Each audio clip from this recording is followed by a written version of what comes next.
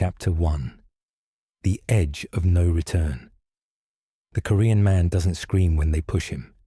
Nia watches his body disappear into the fog, arms reaching for nothing, coat snapping in the wind like a broken wing.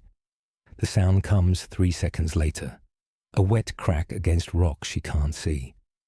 The 5 men in suits stand at the cliff edge, breathing steady, hands in pockets. One checks his watch. Then they turn and walk back toward the black sedan, gravel crunching under expensive shoes. No running, no panic, just the casual efficiency of men who've done this before. Nia's legs forget how to move, 20 minutes earlier.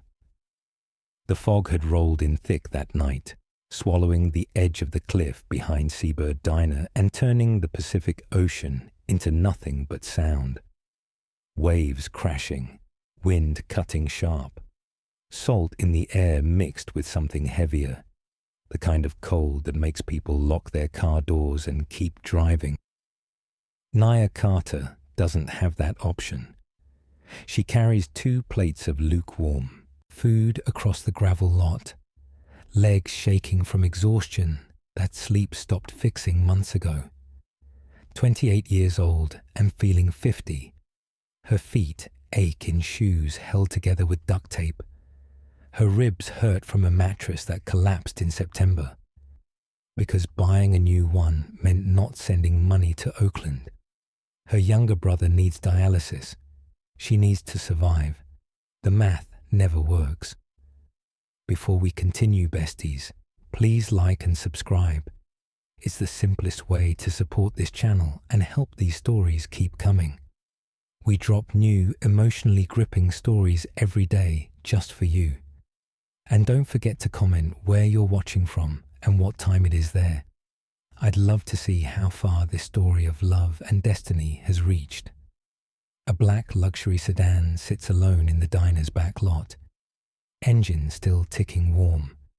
6 men occupy the corner table on the patio. They don't speak, don't check phones, don't touch their food, just breathe. Nia approaches, forcing her customer service, smile. The men don't acknowledge her. They stare at the 6th man, the one sitting with his back to the cliff. Posture perfect despite the bruises darkening his jaw. Fresh ones, the kind that come from fists you trusted. His hands rest folded on the table, praying or waiting. "Can I get you anything else?" Nia's voice sounds steadier than her pulse. One man speaks, sharp Korean syllables that slice through cold air. The others stand immediately, chairs scraping concrete in unison. The bruised man stands last. His eyes meet Nia's for half a second. No fear, no anger, just acceptance. She's worked enough late shifts to recognize trouble. This isn't the loud kind, drunk men throwing punches over sports. This is the quiet kind, the controlled kind that ends with police tape and unanswered questions. The men move toward the cliff trail. The one in the dark coat walks between them, surrounded but not supported. A prisoner pretending to be a guest. Fog swallows them whole. Nia stands, frozen. She should go inside. Clear tables. Mind her business. Rent is due in 5 days, and her tips barely cover groceries. But something crawls up her spine. Instinct. The same one that made her grab her brother's hand before he stepped into traffic when they were 7. The same one that kept them alive when their mother disappeared and no one came looking.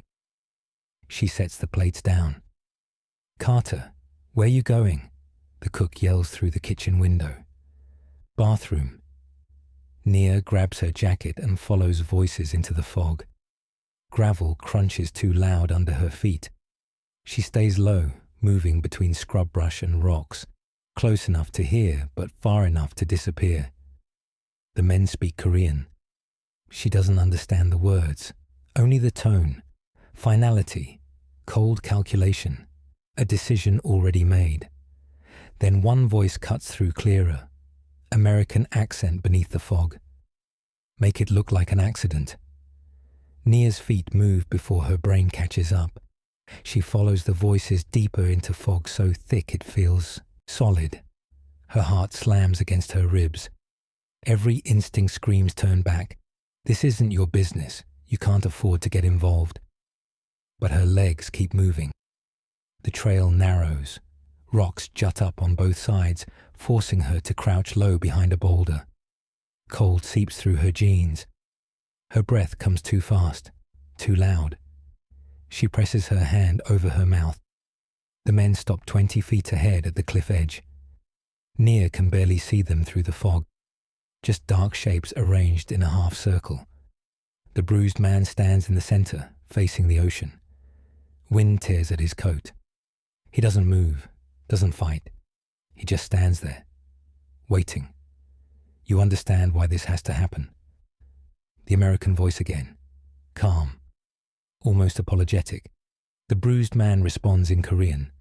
Soft words Nia can't translate, but she hears what they carry. Dignity. Your loyalty was admirable, the American continues. But loyalty to the wrong vision makes you a liability. Silence. Just wind and waves and Nia's pulse, hammering in her ears. Any last words? The bruised man turns slightly. His profile cuts sharp against the fog. He speaks one sentence in Korean. Then they push him, hard. His body goes rigid for a split second, arms reaching, coat billowing, before gravity claims him. He disappears into white nothing. No scream, no cry, just absence. Nia's hand clamps tighter over her mouth, trapping the sound trying to escape.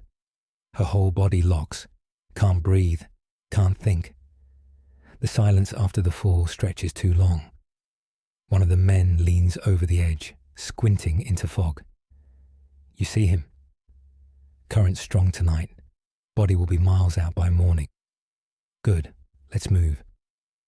They turn as one unit, walking back up the trail. Footsteps crunching gravel, voices fading. Nia stays frozen behind the boulder, pressed so flat against rock that stone cuts into her palms. She counts their footsteps, counts her heartbeats, counts the seconds until the sedan's engine starts and tires crunch away into the night. Then silence swallows everything. She should run. Call 911. Get back to the diner before anyone notices she's gone. Her shift ends in 40 minutes.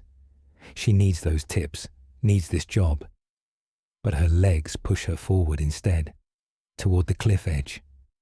The fog parts slightly as she reaches the spot where he stood. The ground drops away into nothing, jagged rocks disappearing into darkness and white mist. Waves crash somewhere far below. The drop has to be 60 feet, maybe more. No one survives that. Nia's knees buckle. She grips the edge, cold rock biting into her fingers. Tears burn her eyes, not because she knew him, but because she watched a man die and did nothing to stop it. Because she's tired of being powerless. Because the world keeps taking and she keeps losing. She leans forward, searching the darkness for something. A body, confirmation, closure. And she sees him, 30 feet down, caught on a narrow ledge jutting from the cliff face. One arm dangles over the edge. His coat is torn. Dark liquid, blood, streams down the rock. But his chest moves, rising, falling, alive. Nia doesn't think. Thinking would mean stopping, calculating, letting fear win. She grips the cliff edge and swings her legs over. The first drop steals her breath. Her shoes scrape rock, searching for holes that crumble under her weight. Fog wraps around her like wet cotton. She can't see the ledge anymore, can't see the ocean, can't see anything except white darkness and her own hands clawing for purchase. Her foot finds something solid. She tests it. The rock holds. One step down, then another. Her fingers bleed. The cold makes them numb and clumsy. She moves by instinct, by touch. by the memory of where the ledge should be. Wind tears at her jacket. Salt spray stings her face. A rock gives way beneath her left foot.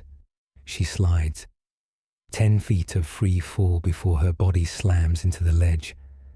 Pain explodes through her ribs, white hot and breath-stealing. Her head cracks against a stone. Stars burst behind her eyes. For 3 seconds she can't move, can't breathe, can only lie there with the world spinning and her lungs screaming.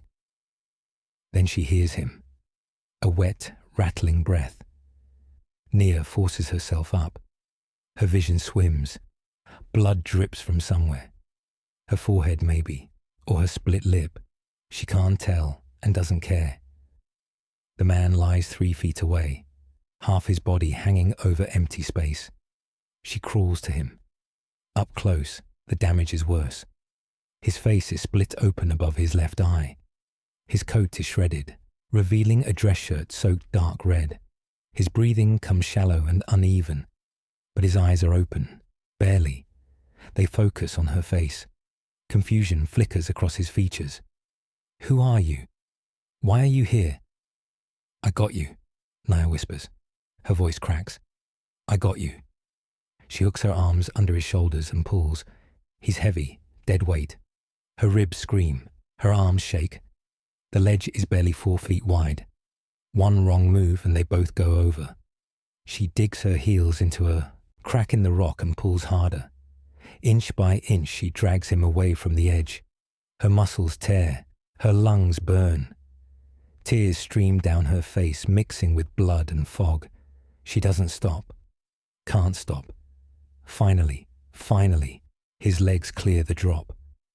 Nia collapses beside him, gasping. Her whole body trembles. She presses her hand against the worst wound on his side, feeling hot blood pulse between her fingers. Stay with me, she begs. Please, stay with me. His eyes drift closed. No, don't. Look at me. Look at me. His eyes open again, barely. But they focus on her face. She keeps pressure on the wound with one hand and touches his face with the other. A small gesture, human contact, proof that he's not alone, that someone cares. Even if that someone is a stranger who doesn't know his name. His lips move, a whisper so faint she almost misses it. Korean words she doesn't understand, but she hears the meaning underneath. Thank you. Then light cuts through the fog. Headlights sweep across the cliff top above them. The black sedan, coming back. Nia's blood turns to ice. They're checking, making sure the job is finished. She looks at the man bleeding in her arms, looks at the narrow ledge, looks at the ocean crashing 60 feet below, and the cliff face stretching 30 feet above. If they find him alive, they'll finish what they started, and they'll kill her too. The headlights sweep closer. Nia hears voices above, Korean and English mixing with wind and waves. Footsteps on gravel. Someone arguing about whether to check the cliff face or trust the current. She looks around desperately.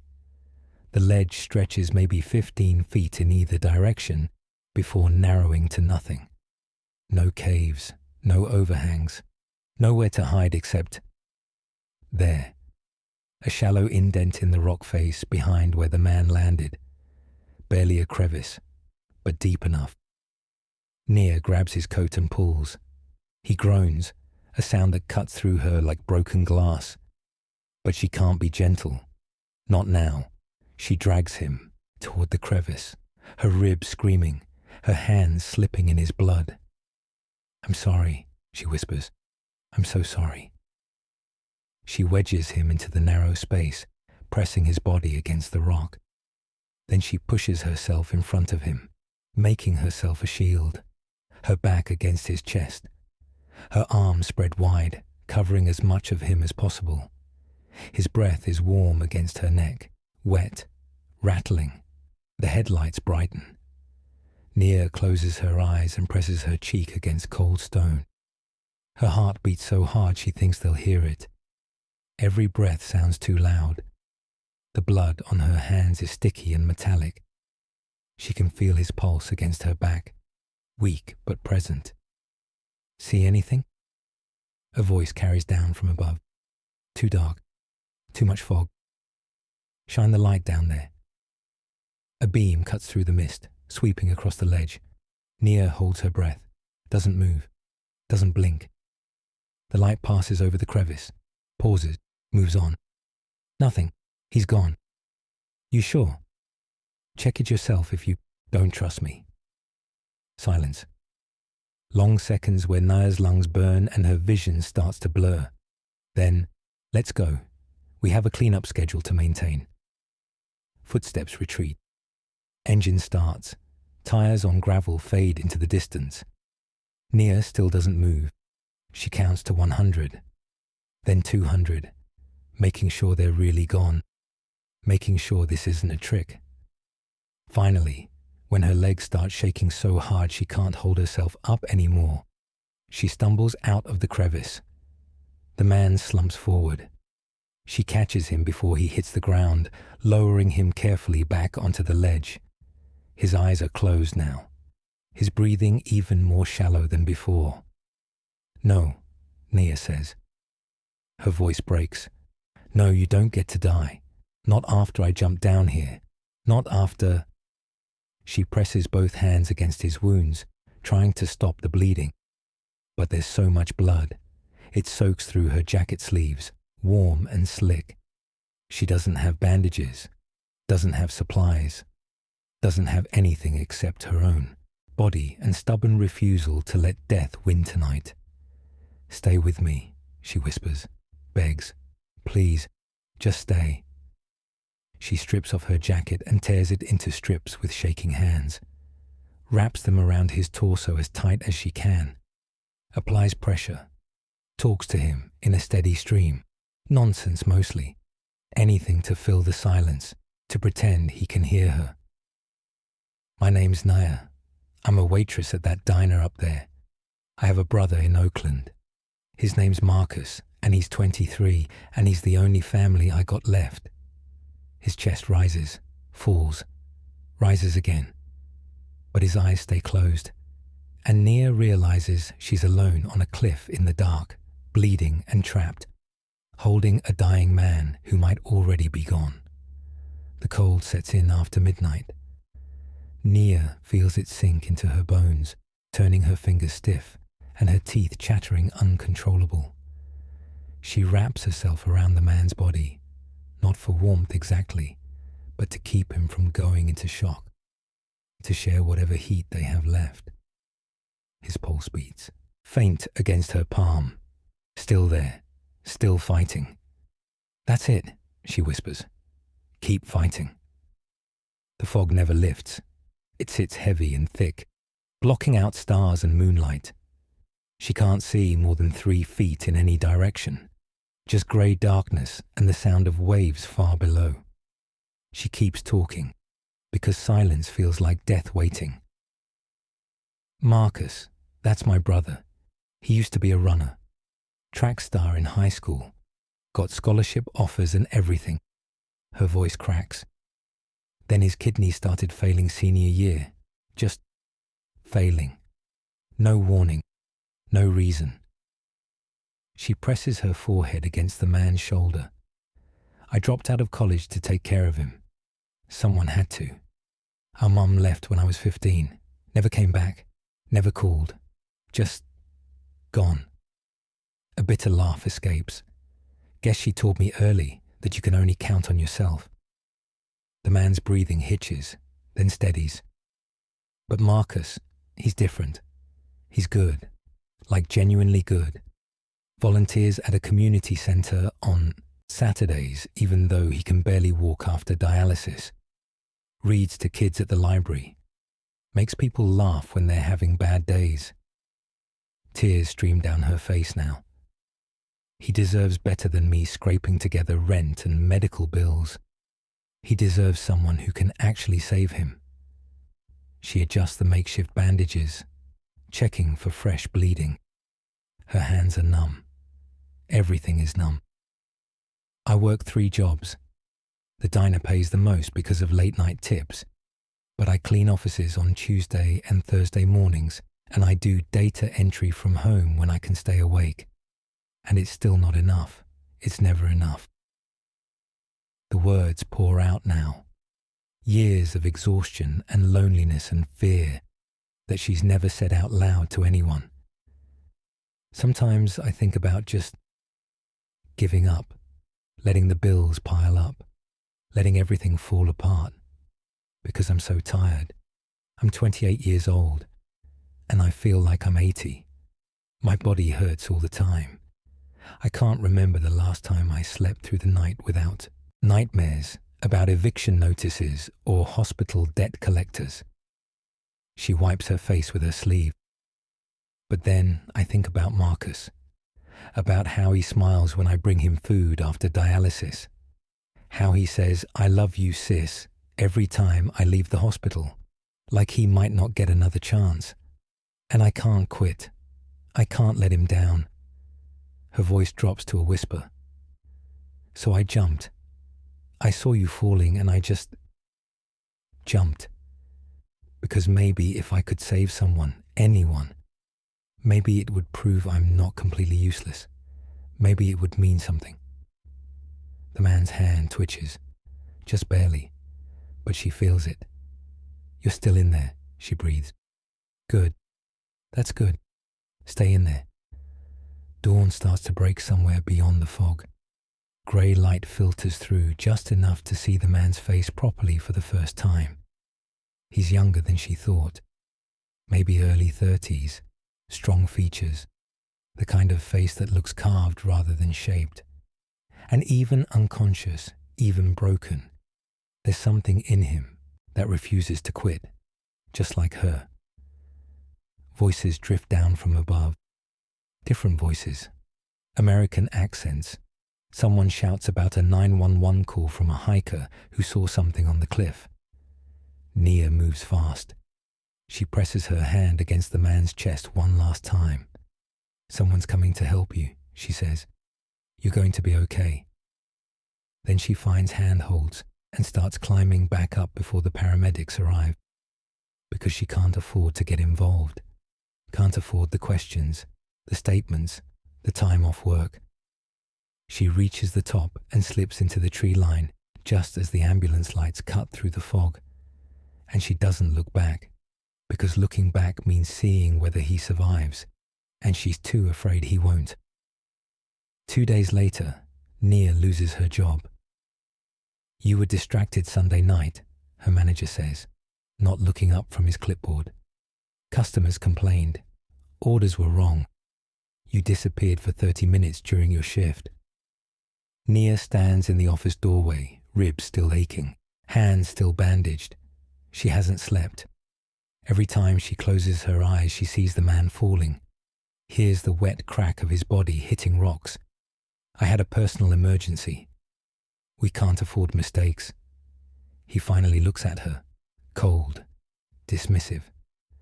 "Clean out your locker." The words don't register at first. Then they do. "Wait, please. I need this job. I can't." "You're done, Carter. Leave quietly, or I call security."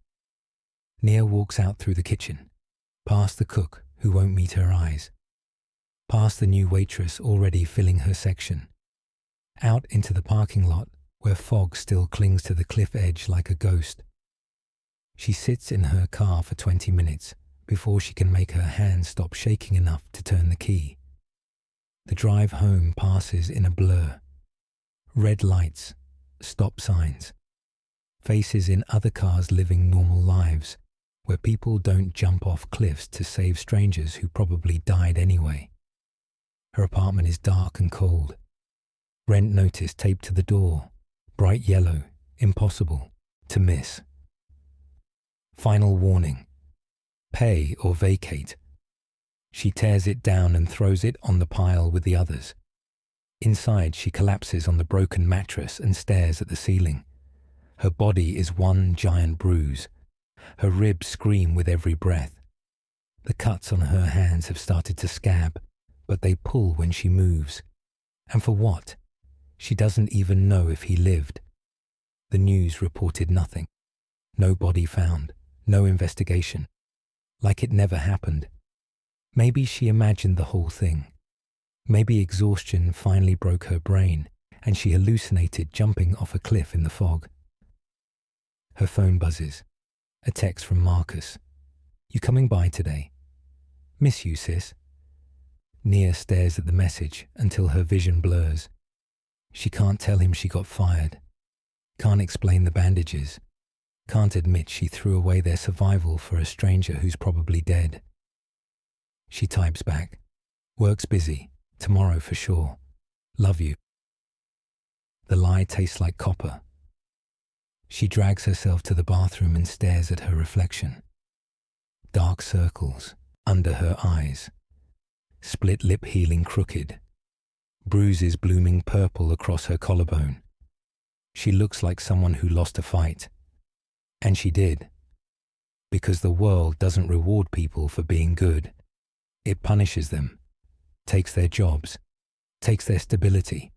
Takes everything and gives nothing back. Nia slides down the bathroom wall until she's sitting on cold tile, knees pulled to her chest, and lets herself cry. Really cry. The kind that comes from bones and blood, from years of trying and failing, from saving everyone except herself. She cries until her throat is raw and her eyes burn and there's nothing left. Then she wipes her face, stands up, and starts searching for job listings on her phone. Because Marcus still needs her, and quitting was never an option. Even when the man she saved is probably dead and the world keeps taking and she has nothing left to give, she keeps going anyway.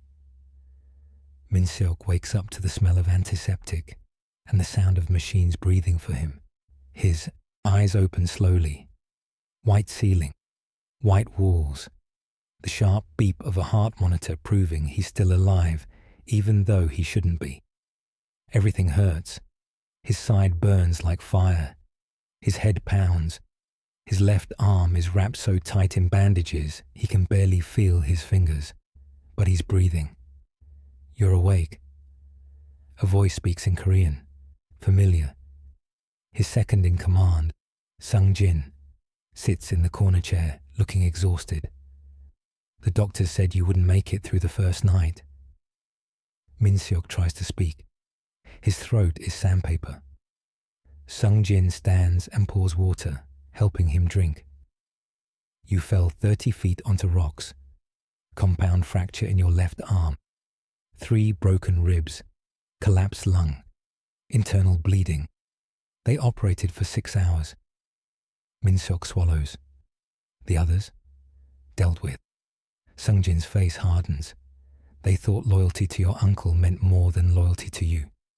They were wrong. The betrayal sits heavy in Min-seok's chest. His own men. People he'd trusted with his life. They'd chosen power over honor and thrown him off a cliff like garbage. How did I survive? Sung-jin hesitates. Paramedics found you on a ledge. Said you shouldn't have been there. The trajectory was wrong. Like someone moved you. But there was no one else. Min-seok closes his eyes. He remembers falling.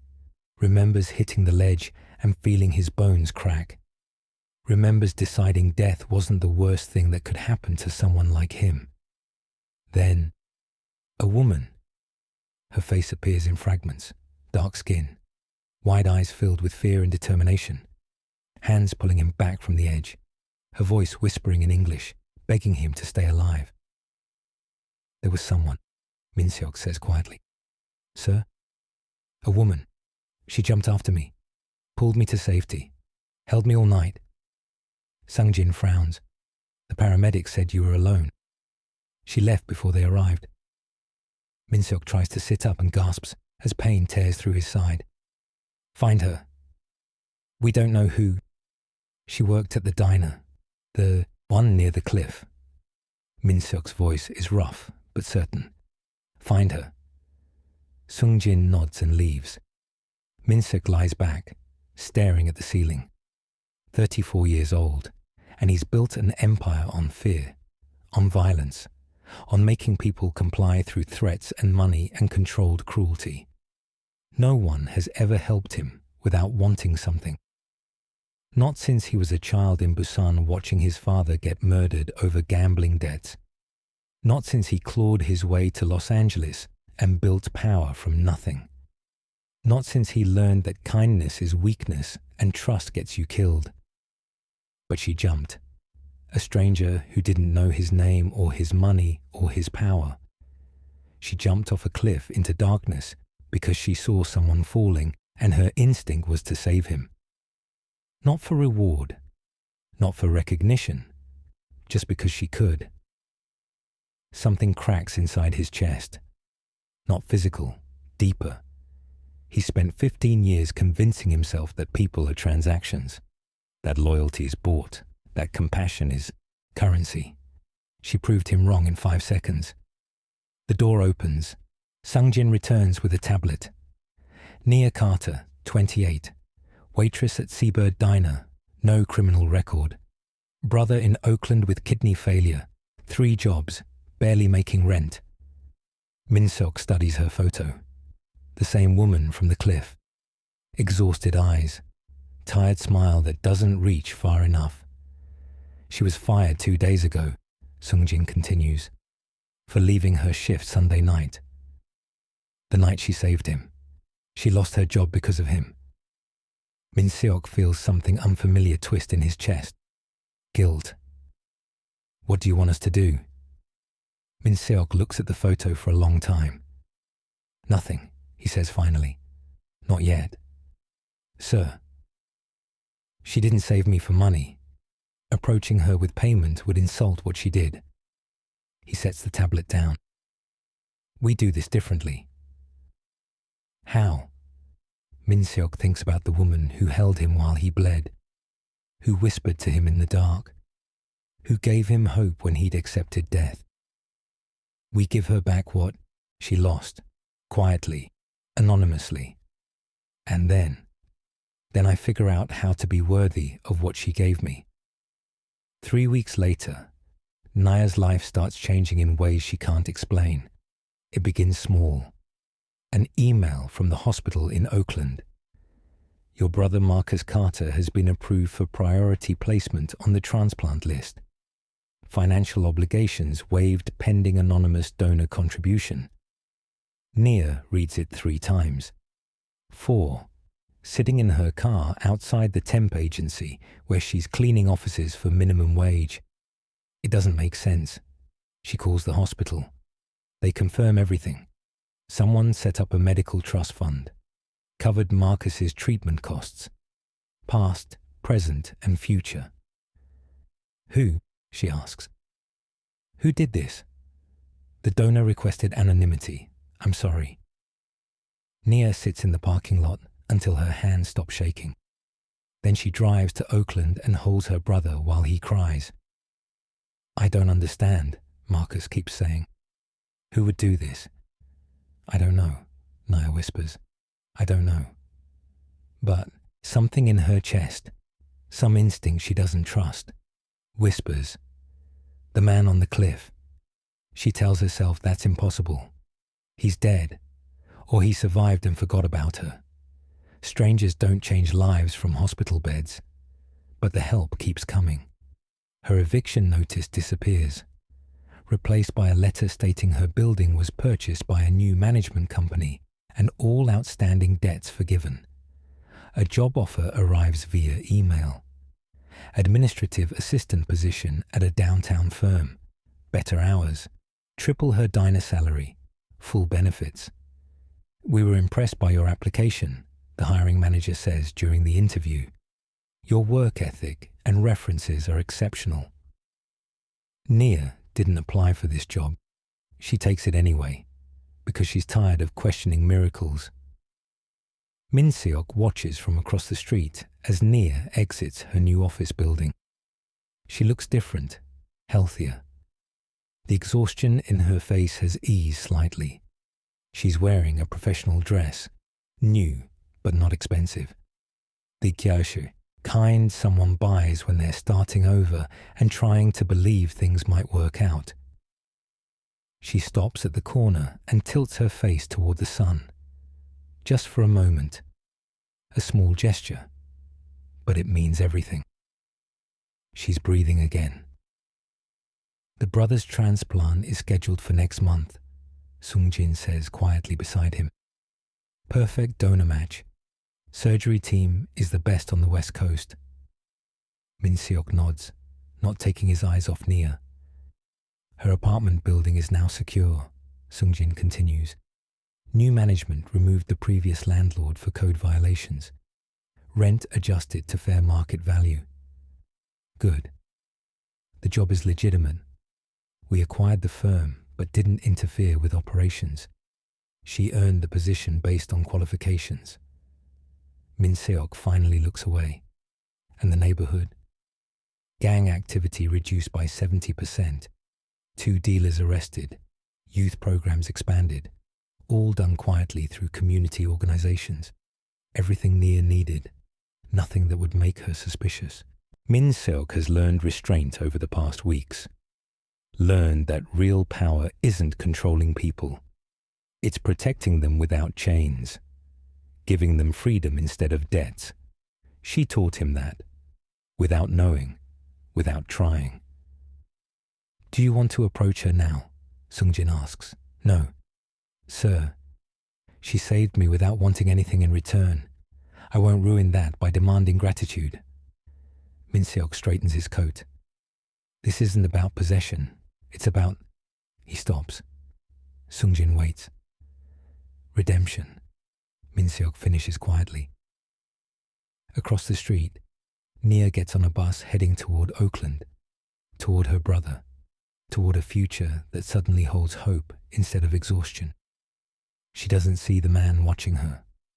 Doesn't know her life changed because she jumped into darkness for a stranger. Doesn't know that stranger is learning how to be human again because of her. Not yet, but someday. Someday he'll find the courage to tell her. 8 weeks after the cliff, Min-seok starts dismantling his empire. Not completely, not overnight, but piece by piece, he pulls away from the ugliest parts of what he built. The protection rackets get sold to legitimate security firms. The drug distribution channels cut entirely, operations terminated, dealers given severance and warning. The gambling houses close or get restructured under legal management. His lieutenants notice. You're leaving money on the table, one says during a tense meeting. Millions. I'm leaving blood on the table, Min-seok corrects. There's a difference.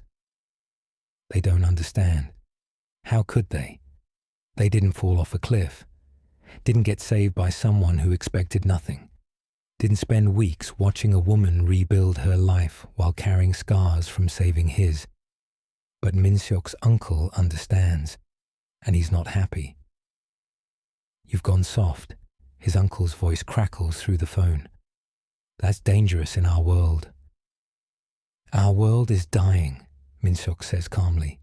I'm choosing to evolve before it kills me. The family won't accept this.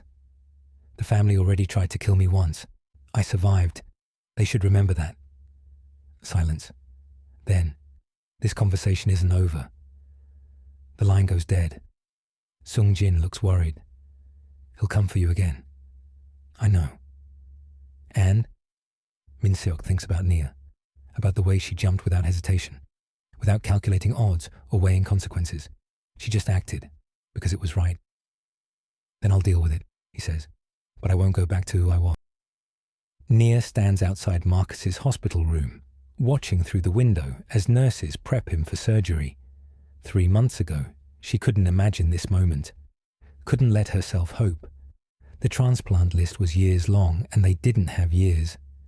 Now Marcus lies in a clean bed with a team of specialists and a perfect kidney match, and a future that extends beyond next month. You ready? A nurse asks kindly. Nia nods, steps inside. Marcus grins when he sees her. Hey sis, hey little brother. She sits beside his bed and takes his hand. How you feeling? Scared, excited, grateful. He squeezes her fingers.